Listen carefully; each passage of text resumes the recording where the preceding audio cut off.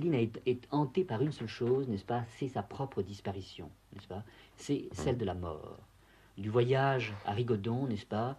En passant par la fin de Bagatelle pour un massacre, c'est un homme qui ne supporte pas l'idée, dont il a pris conscience quand il a 15-16 ans, dans les carnets du cuirassier des Touches, qui ne supporte pas l'idée qu'un jour il va disparaître physiquement, n'est-ce pas? D'où cette hantise de la pourriture, cette hantise de la boue, et en même temps, cet amour éperdu qu'il a d'une part de la femme, n'est-ce pas, de la femme que l'on aime physiquement, que l'on possède, et en même temps cette direction de Céline à un certain moment de sa vie vers véritablement une ascèse totale, et c'est à ce moment-là qu'il se met à parler de la danseuse, n'est-ce pas, de la femme désincarnée, de la femme qui est la mère, de la femme qui est l'elfe, n'est-ce pas, de la femme des ballets, qui est en définitive celle, n'est-ce pas, sous l'aile de laquelle l'homme peut se ranger, n'est-ce pas, et oublier qu'un jour il est immortel.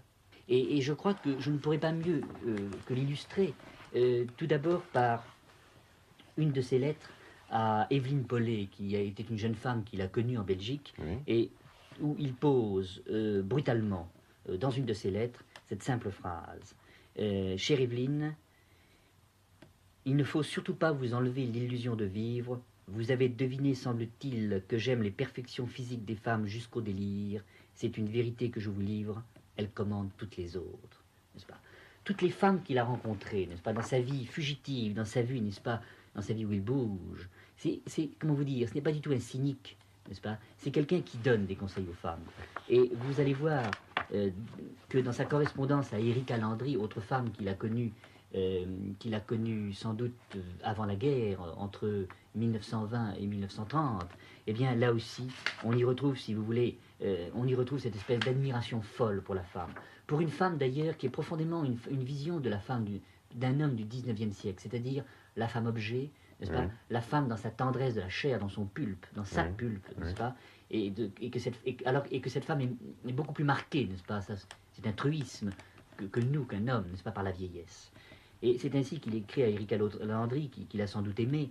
Il lui écrit « Chère Erika, soyez minutieuse, soigneuse et un peu plus humaine si possible, cependant plus gentille, plus douce, plus féminine.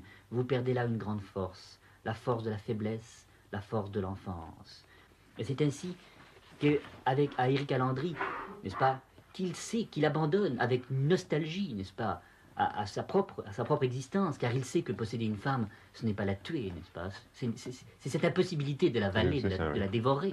Il lui écrit « Vous êtes emmené par les femmes, vous par les femmes, et en avant la barcarolle. L'homme intérieur n'a pas de langage, il est muet. Il faut promener l'homme devant ce panorama muet. Il faut cesser de baver. On n'existe que dans l'intimité muette des hommes et des choses, on circonscrit, on ne définit pas. Vous parlez tous beaucoup trop, ce qu'on dit n'existe pas.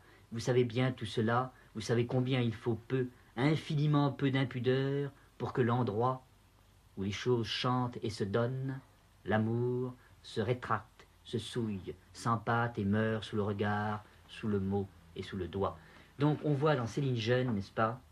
On voit dans Céline Jeune l'homme, n'est-ce pas, qui, à travers la femme, construit son art poétique, n'est-ce pas? Quand il va dire dans sa dernière lettre à Erika Landry, « Chère Erika, nous ne nous reverrons jamais plus, nostalgie de Céline, car il sent le temps qui passe, jouez avec vos cuisses, mais jamais avec les petits hommes. » Eh bien, je crois que c'est quelque chose d'assez extraordinaire, car on y retrouve toute la nostalgie de la vie femme, de la vie qui passe. Mais il y avait un culte assez romantique comme ça de la femme. Culte romantique, c'est certain. Et Antise, à ce moment-là, on retrouve l'envers de son art poétique qui va le conduire, n'est-ce pas, à Bagatelle pour un massacre. On retrouve ça au hasard, n'est-ce pas, comme ça, perdu dans Féerie pour une autre fois. On retrouve dans son roman cette définition de la femme déclinante, de la vieillesse, donc de la mort. Il écrit « Les femmes, ça décline à la cire, ça se gâte, fond, coule, boudine, suinte sous soi, mutine à poison, gredinette, perte, fibrome, bourrelet, prière, c'est horrible à la fin des cierges, les dames aussi. La messe est dite, sortez, sortez, pas de quoi sourire, c'est la vie. » Donc, je veux dire par là que je crois qu'il y a toutes les hantises céliniennes de la vie et de la mort sont là, n'est-ce pas? Partout.